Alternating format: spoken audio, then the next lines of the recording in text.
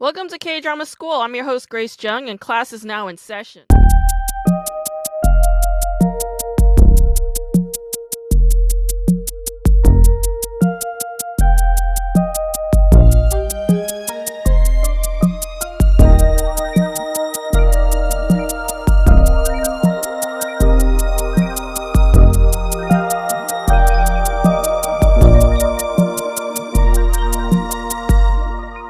Today we're going to be talking about the hit TV show My Mister, which is a TVN drama that came out in 2018. It's a 16-episode cable miniseries directed by Kim Won-seok, who helmed several TV series including Miseng and Signal. Both were huge successes. The show was written by Park Hae-young, who wrote shows like Old Miss Diary, Living Among the Rich, and Another Miss O. She also co-wrote the film Two Weddings and a Funeral, which is an excellent queer film that came out in 2012. I remember watching it at the Busan International Film Festival back when I worked in film acquisition, and I remember really liking it. So I think it's a film that's worth checking out. It focuses on a gay couple and a lesbian couple who pretend to be married to each other's spouses in order to pass as hetero. It's an interesting plot line, and I think it's worth seeing. It's directed by one of the very few probably the only gay Korean filmmaker and activist, Kim Jo-kwang-soo. Not the only gay, but the only openly gay one. My Mister started airing from March 21st through May 17th, 2018. The issue with that is the Me Too Korea movement had really started to pick up steam around February 2018. In fact, one of the originally casted actors in My Mister was Oh Dal-soo, but he was outed for sexually harassing an actress, so they replaced him with another actor. In addition to that, the show has scenes of a loan shark gangster beating up a woman, and there were many complaints from viewers written to the Korea Communications Commission. On top of that, a lot of people misconstrued the show's promotional materials. They assumed, based on the trailer and the posters and ads, that this was a Lolita-like plotline about romance between an older man and a young woman, but the show is not at all about that. It's a show about a middle-aged man named Dong-un who is in a rut in terms of his career and marriage, and there's a 21-year-old woman named Jian who lives with her disabled grandmother. She works multiple jobs just to make ends meet and pay off a loan shark who beats her, stalks her. He's a nightmare. Office politics are trying to push Dong-hun out of the company through a bribe containing gift certificates, but he doesn't take it. He leaves it in his desk drawer, but Jian sees it at the office, so she steals it in order to pay off her debt, but the loan sharks don't accept gift certificates, so she ends up throwing out that money instead. The CEO of the company where Dong-un works at is Do Junyoung, and he's having an affair with Dong-un's wife. Junyoung also used to be Dong-un's junior, Hube, in college, and they fucking hate each other. This show reminds me of the classic tenets of melodrama, which typically has a very clear victim and very clear villain. In this case, the victims are Dong-un and Jian, but they also both find each other way more pitiful than the other, and they feel a great sense of sympathy for each other. The melancholia in Dong-un's character is particularly striking. He's a very morose person, very sullen, he's morally upright, and this is like a major aspect of his character. In fact, the show makes him the moral hero. But there are complexities to characters like Jian, who eventually teams up with Do Junyoung in order to frame Dong-un and get him fired in exchange for money so that she could stop being harassed by this loan shark. The idea was that Jian would frame Dong-un with the scandal, have him outed, but as she monitors Dong-un's life through phone tapping, she develops feelings for him. There are many scenes of toxic masculinity in this drama, but the show doesn't really fetishize it. In fact, it's a very sharp critique of male toxicity in Korean society. It's different from the other Korean dramas where, toxically masculine men are revered or admired, and it's like part of a romantic plot line. But this show does not do that. There are multiple scenes where executives are screaming at service workers disrespectfully, using informal ways of speech, and the mise en scène frames them as foolish. And all of the executives face some kind of punishment eventually in the narrative to varying degrees. Dong-eun's younger brother used to be a filmmaker, but he got shut out of the industry because of his shitty temper. And an actress that he used to mistreat on set reappears in his life and makes him reckon with his toxic past, which he starts to make amends for. The way that Jian monitors Dong-eun is like a CCTV that monitors all the men's behaviors and determines them as either decent or indecent, moral or immoral. So in this sense, Jian's surveillance has a godlike status. This is another mild critique of the prevalence of spy cams all over Korea. South Korea bans pornography, so a way to circumvent that is exploitative people who install spy cams in women's bathrooms or locker rooms, a lot of hotels, in order to get footage of women's bodies and upload them on the internet. In fact, Chung Jun-young, this K-pop star, I suppose, he was in an indie band, he was in a lot of Korean variety shows, and he was a radio DJ. He got caught in a scandal for filming himself having sex with women without their consent and sharing that footage with other young men, most of whom are in the K-pop scene. And he was convicted for raping women under the influence, and he received a 5-year prison sentence. Giving Jian the ability to play God through phone tapping and spy on men's conversations is equipping her with auditory voyeurism that spies on gendered power imbalance and unethical male behavior in Korean society. The one person who passes her test is Dong-eun, who remains righteous throughout this entire drama. When Jian makes a couple of moves on him to blackmail him, he rejects both of her moves outrightly, doesn't accept it. And this makes My Mister stand out among all the other dramas for me. It doesn't fall into the typical narrative of the Lolita complex-ridden man and the daddy issue woman. And the feelings that Jian has for Dong-eun isn't just romance. She likes him for his warmth and how he treats her like a person, which nobody else in her life does. And Dong-eun helps her, get her grandmother into her nursing home. He buys her dinner, listens to her stories, offers advice as an adult, introduces her to the entire neighborhood that they share, and gives her a network of people that she could look to and depend on. What I love about this show is its humanity. And there's a Buddhist monk as a character in this show as well, and many Buddhist sayings that feel incredibly comforting, like, it's nothing. Or once you know a person, they can do anything and it won't matter to you. And I love the humaneness that this drama has. And My Mister ended up winning numerous awards, including Best Actress for IU, Grand Prize for Best Drama, and Best Screenplay. And IU plays Lee Ji-an on this show, and she gives such an incredible performance. Like, I've always liked IU, but this show just reaffirmed all my beliefs in her talent. Park Dong-eun is played by Lee Sun-gyun, who's been in many dramas. The two big ones you would recognize him in are Pasta with Kong Yoo-jin, and another is Coffee Prince. Lee Sun-gyun tends to play the cuckolded man quite often. It's like a brand for him in some ways. Like, he was in another drama where his wife cheats on him called My Wife is Having an Affair, opposite Song Ji-ho.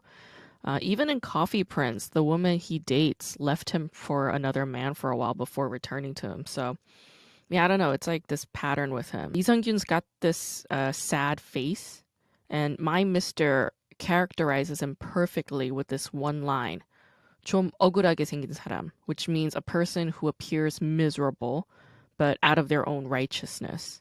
And I like Lee Sung-gyun a lot. He's done quite a few movies. He's been in a number of Hong Sang-soo's films, like Nobody's Daughter, Haewon, Oki's movie, and Night and Day. I would say Night and Day is probably my favorite Hong Sang-soo film. And Lee Sung-gyun, of course, is also in the Oscar-winning Bong Joon-ho movie Parasite, where he plays the rich father that gets killed in the end.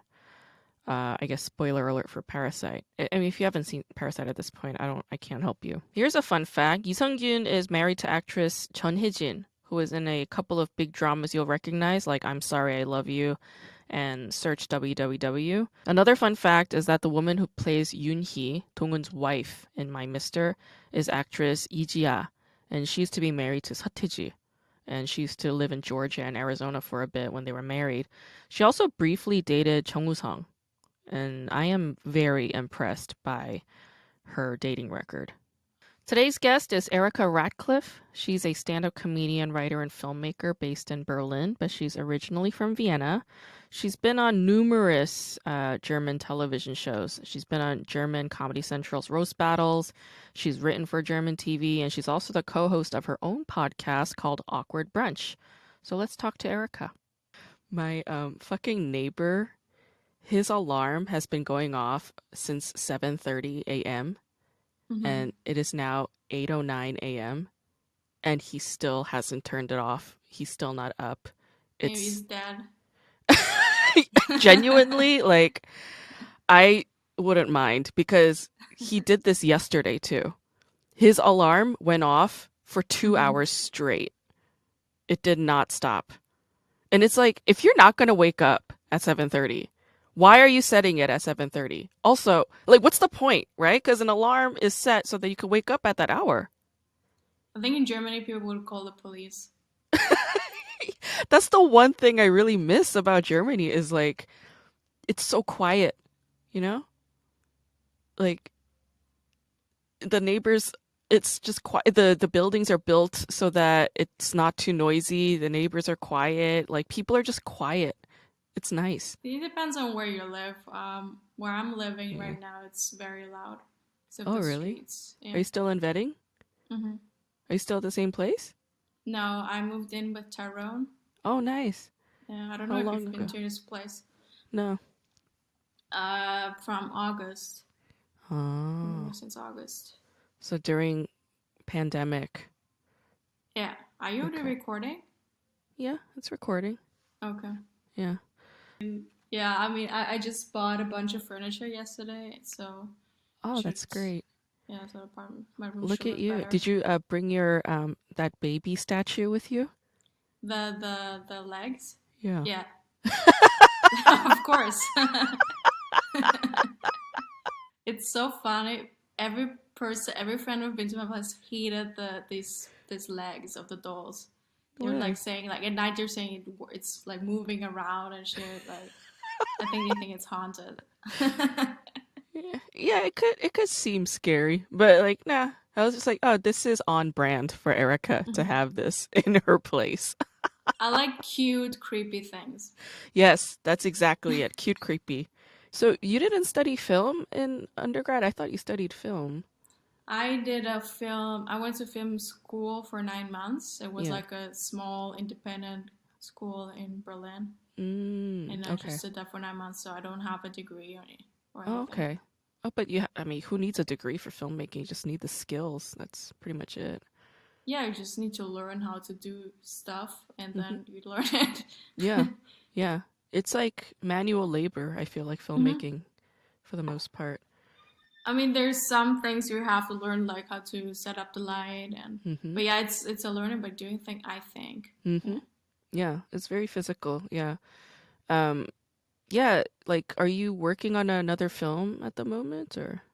We're working on a web series. We're writing a web series. Oh, okay. That's Yeah, and great. I hope we can shoot in January or February. Wow, you like filming in the winter. Yeah, which is kind of stupid because it gets really cold in Berlin. Yeah. I saw your first short film. Was it Berlin Asshole? Yeah. Yeah. We That's set shot in it the winter. outside. Yeah, we shot it Yes. outside. People hated me. Yeah. I think we only shot like for 1.5 or 2 hours outside, and then went back, like take a break in the car, and we just ate cookies, and then went outside again. Because I love that. That sounds yeah, nice. You had a small crew though, right? yeah, it was just 3, 4 people. Hmm. Do you like it? Do you like the process of filmmaking? I like creating my own things, just shows, whatever, Yeah. film, web series, because usually if you have a writers team or write for bigger production, there is a lot of stuff you can't do, and yeah. Yeah. And I hate it when like in I don't know, I'm not sure if that also happens in the US, but in Germany, a lot of times when I do shows or especially TV shows, they introduce me as the half Austrian, half Japanese girl, and it's just Yeah. and they don't do that with any other comedian. You just have Yeah. to they have to Yeah. warn the people like this. Yeah, it's not necessary. Like, Hmm. we have a lot of like queer comics out here. Like we don't say, "Oh, here comes a trans woman comedian on stage." It's like you don't need we don't do that. So why do you have to say it with like Asian comics? They don't even say here comes a black male Oh my comic god. on stage. They don't say that. They don't. But when it's Asian comics, they fucking almost always have to qualify the Asianness of that comic by announcing it. It's bizarre. Yeah. I get that. That's annoying. Um, yeah, I don't know. I don't know what can be done to make that stop. I think the problem is that a lot of Asians don't talk back. They're just like, "Oh, okay, okay. Thank you for having me. Thank you." Yeah, yeah. I guess one way is like once you get to stage, be like, yeah, the Asian comic, and just like make fun of Mhm. the whoever, just the But then host they or all whomever. laugh and they're like, "Oh, okay, we did the joke for her." They don't get that it's wrong. So, So where in Austria did you grow up? in Vienna, Oh, okay, so city, Austria.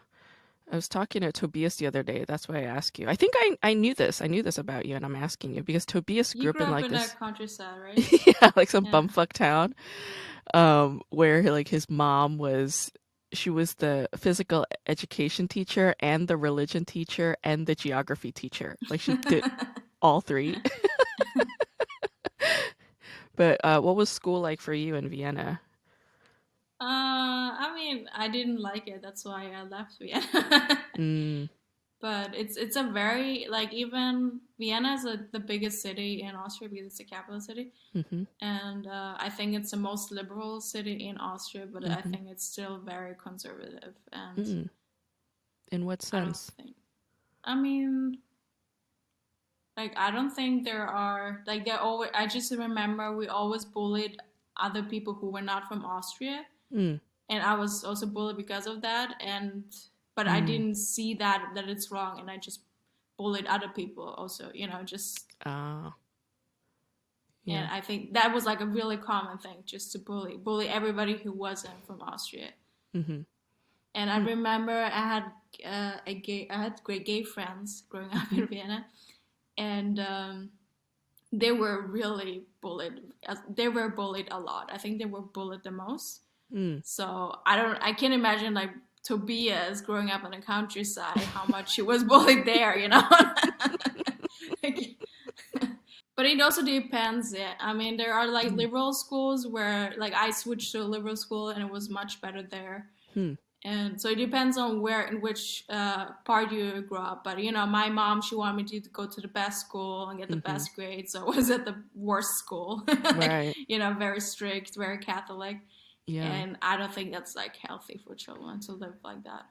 I totally agree. Like, I don't think parents, especially, I mean, I don't want to generalize or make a stereotype or affirm any stereotypes, but this is a pattern I just notice among Asian parents in particular. They always emphasize the best. They're like, the best one. Go to a suburb, send them to a private school, and they don't realize how fucking white it is. It is so white, and they don't realize how awful that can be for a child of color.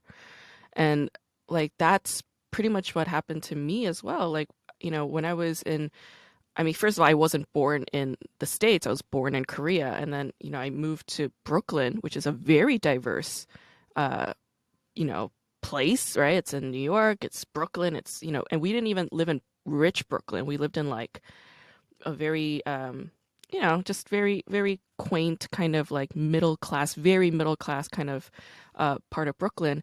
And it was very diverse. Like every single kid was like of a different racial or ethnic background in our class, pretty much.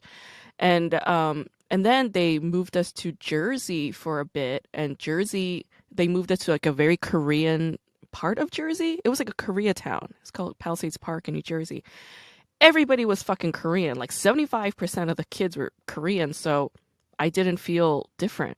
And then in middle school, like as I was reaching adolescence, that's when they moved us to um like the suburban part of New York, which is very, very white. Like everybody's dad was a cop or a firefighter, you know?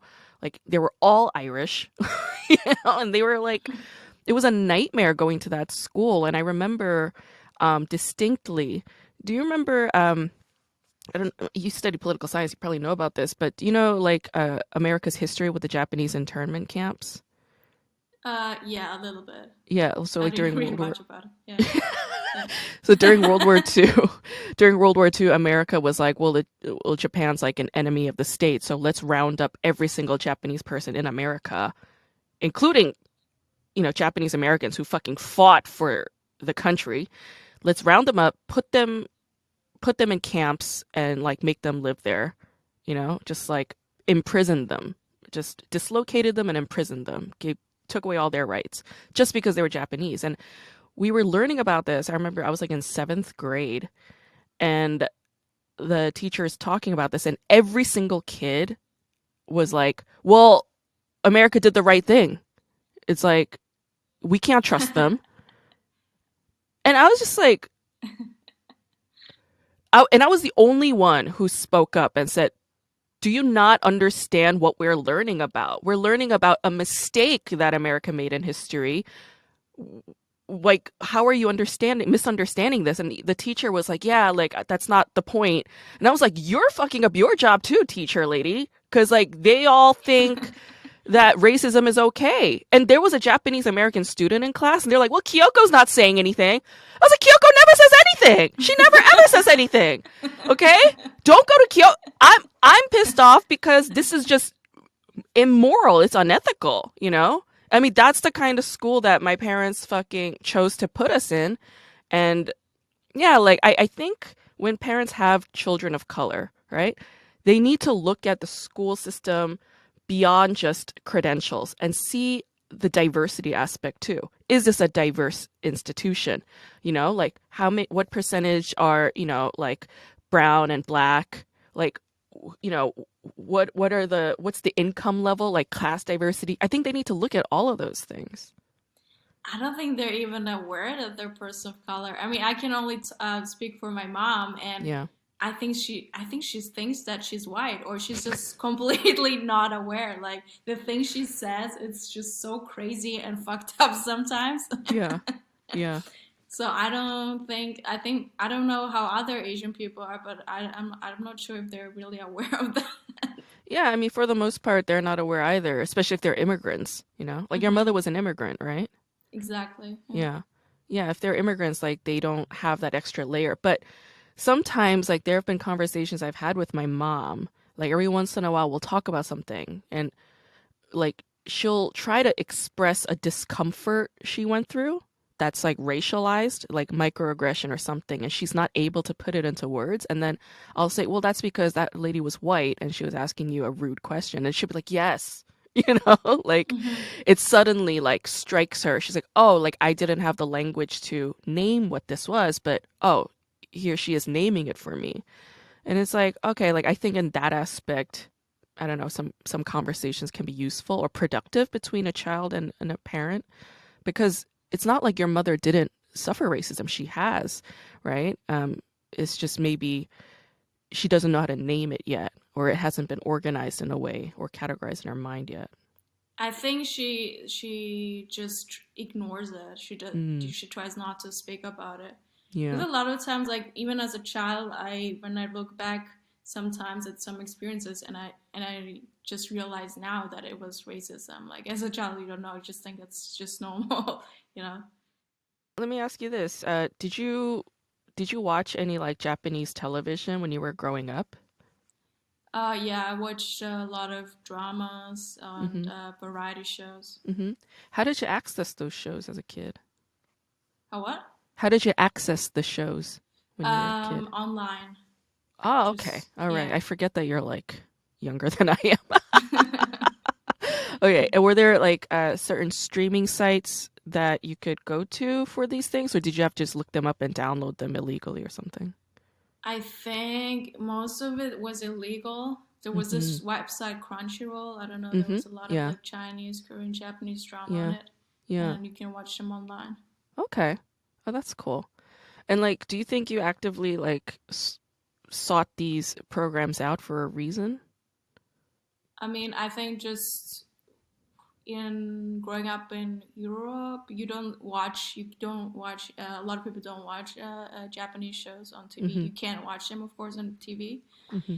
And I grew up watching Japanese movies, so I think I just naturally thought, okay, I want to watch Japanese shows too. Yeah, I think you get very flexible if you grew up with a different culture than like the Western culture, because I just remember whenever I go to like a friend who's Turkish or Arabic or whatever, I just follow their rules like automatically. I'm like, okay, this is a different household, so I have to do their rules now. So, and I think a lot of people who don't grow up with it, who grew up German, they don't know that. Okay, now we have to change the rules. Like Mm-hmm. they're not as flexible. I feel like sometimes. Yeah. Yeah. It's like when you're no longer the default, Hmm. suddenly the wires cross and like there's this glitch in the brain. It's yeah.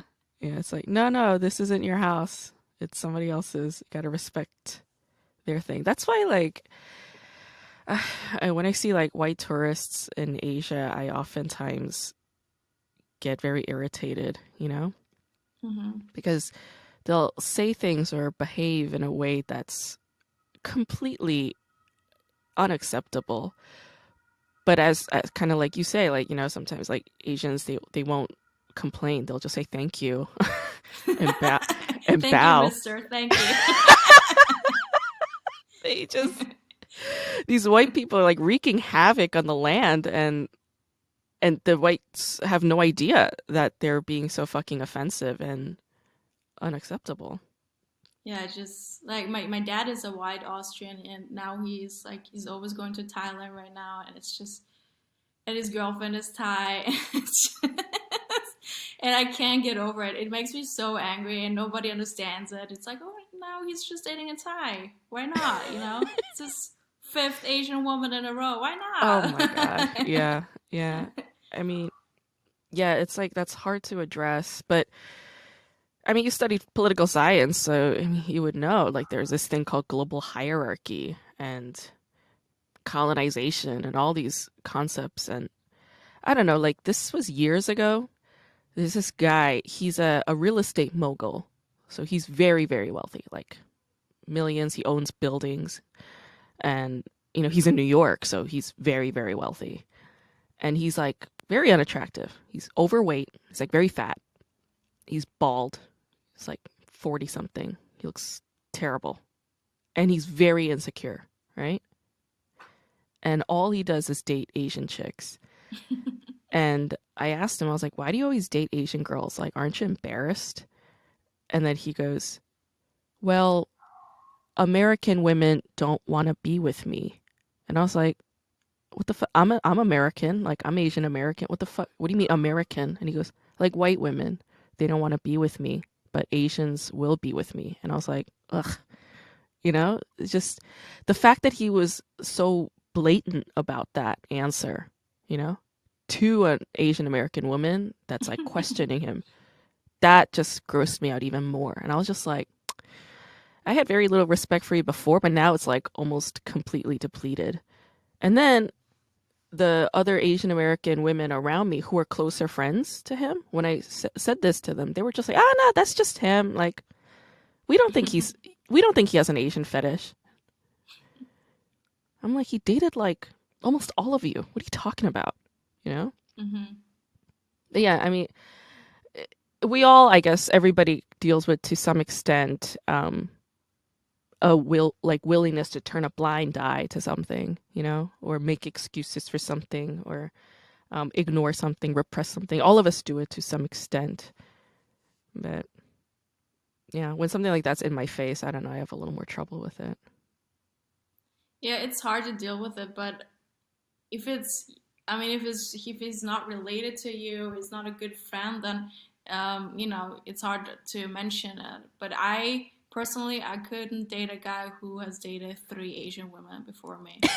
Yeah, It's because then he doesn't like me because of who I am, but yeah, just because of my ethnicity. exactly. Okay, well that's cool that you watched a lot of Japanese content growing up. Is there like a particular Japanese drama or variety show that sticks out that you're like, oh, this was like my favorite or anything like that? I mean, as a teenager, I watched Hana Yoridango all the time. Mm-hmm. Boys Over Flowers. There's also a Korean remake of it. Yeah, yeah, It's super stupid, but it's yeah, it's romantic, cute, whatever. yeah. And right now, I'm really into Downtown. It's like good. There are two Japanese comics, and Uh-huh. there's not really stand up comedy in Japan. It's just like always like a 2 man group, a 2 woman group, a 3 women group, whatever. Uh-huh. And they just do sketches with each other, and they're my favorite right now because they're so mean. Like what's an example of like mean comedy?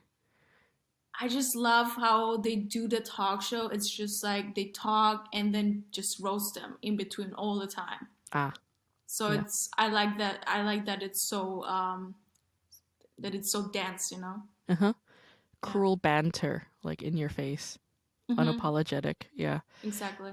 Yeah, I see a lot of that in Korean variety shows too, and talk shows as well. Like it's never just one host. It's usually like a collective, a panel, and all they do is talk shit about one another to their faces. And it's like very refreshing to see, considering how like the rest of the culture and society, like they need to be so polite all the time, you know? I think that's part of the reason why a lot of these shows are entertaining to like, the Japanese or the Koreans. Is like the society is so repressed in a lot of ways, but when you watch a drama, like they start doing things that they would never ever do in so-called normal or real life, like one gimmick, right? Like it was always a soap opera gimmick where you throw water in somebody's face because they piss you off. But then in Korea, they turned it into this like hyper hysterical level where they take a big thing of cabbage kimchi and they smack somebody in the face with it, or That's they good. take a hunk of pork belly and they smack somebody in the face with it. And it's like they're taking it to this excess level of like the beyond. Um, but yeah, it's like normally it would that's like not proper social decorum, right? So it's like we have to watch it in order to get some kind of satisfaction out of it or something. It's crazy how much in Japanese variety show they hit each other and punch each other, and it's just imagine watching Conan and he starts punching his guests like that would never happen. He should start doing it. Yeah. Yeah, lack of boundaries. Hmm. Yeah, it's a thing. It's like I don't want to call it a problem. It's only a problem when it's like uncomfortable to me. But lack of boundaries is definitely like an East Asian cultural thing. Like nobody knocks. You just like fucking barge in. you know, they question your physical face. Like why is your face like this? Why are you so fat? Why are you so short? Why are your hands so ugly? Like just to your face, right? Things that would be like, to white people, they'd be like, oh my God, I can't believe they said that to you. But it's like, no, but this is the norm here, or this is the norm among my family. And then when I go and see my family, I tell them, I'm like, just because this seems normal to you, it doesn't make it right. You shouldn't say these things to one another. I do try and make that effort, but yeah, I think lack of boundaries is what it is, you know? If I say that, I get danger. My mom just says, "Okay, I'll slap you if you say it again." Like, okay, slap me. I'm almost 30. It's embarrassing. Like, I know exactly. When you're still yeah. hitting your child, when they're like grown up, it's embarrassing for everybody. But I feel like a lot of immigrants have the same Mhm. kind of upbringing. Like when I talk to Turkish, Arabs, black families, like They they all beat their have like the kids. same upbringing. They all beat their Like very kids. similar. Yeah. Yeah, but it's got to stop because it does Yeah. brew resentment, you know? And that's the thing about like the lack of boundaries thing when I was talking about East Asia and like lack of boundaries. It's like the lack of boundaries thing not only does it lead to pain, but it also leads to a lot of intimacy, like a sense of closeness and bonding, and a greater sense of humor.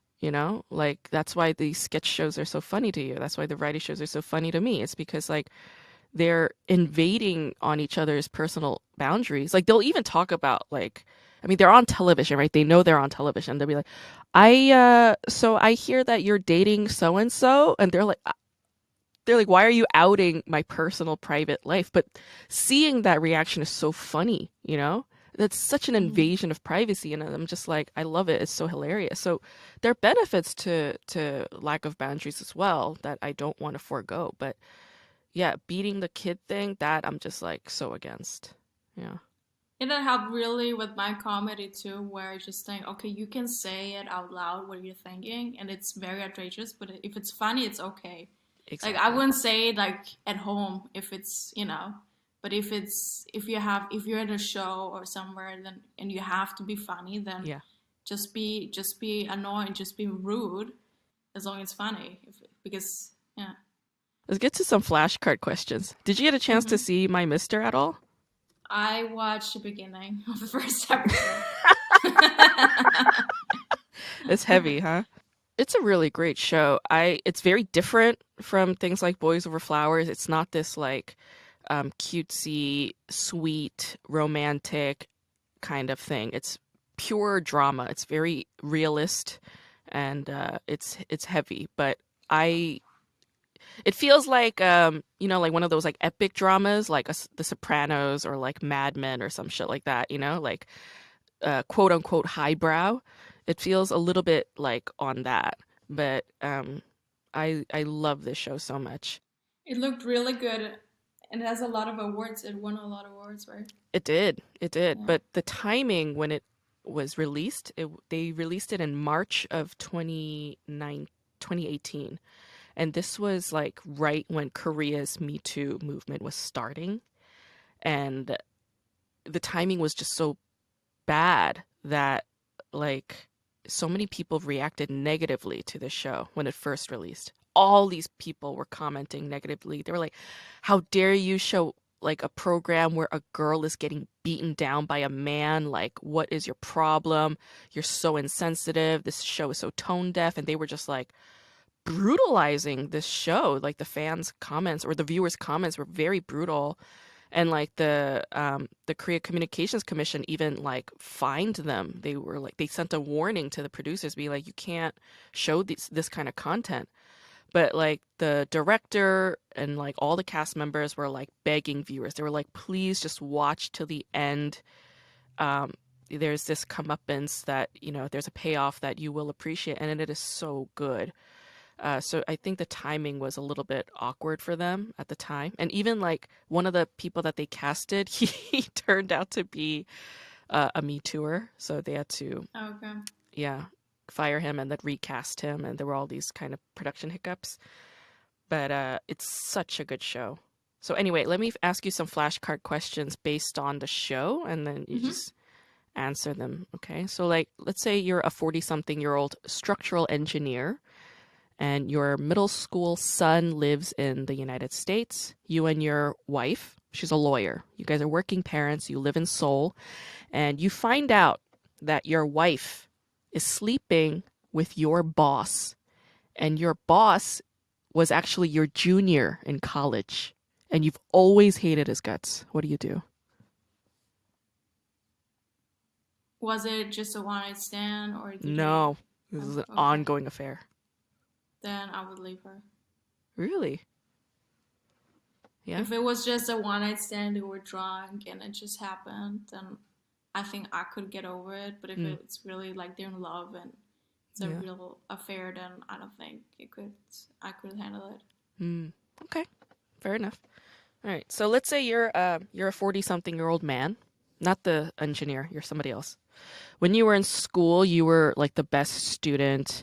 Everybody had high hopes for you. They thought you were going to go to the best school, become super successful. But when you were in your 20s, you left your family, your friends, your girlfriend since childhood, and you became a Buddhist monk and committed yourself to a monastery.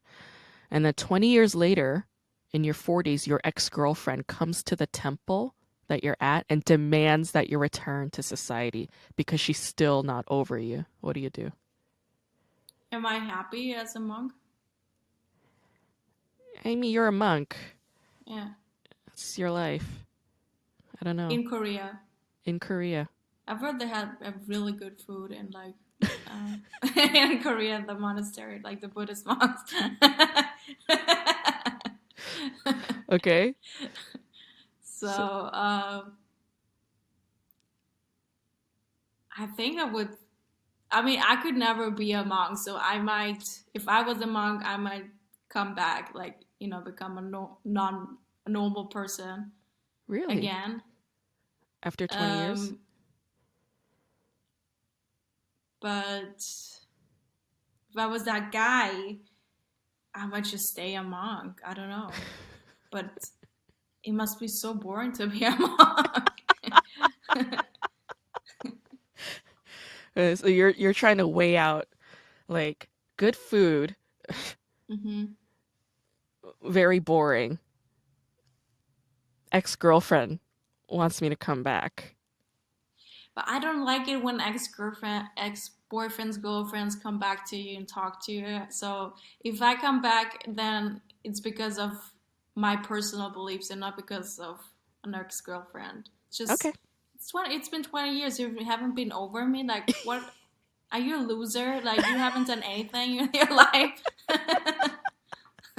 Yeah, that's exactly it. It's been 20 years and she's like demanding that he return. It's wild. Yeah. So you're a 20-something-year-old woman. You're working as a temp at an office and you have a crush on the 40-something-year-old engineer guy. And you know that the president of the company is having an affair with his wife. What do you do?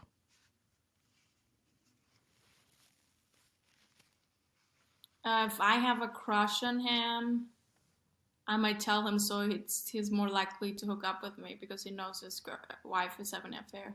Mm. You would tell him even if it hurts him?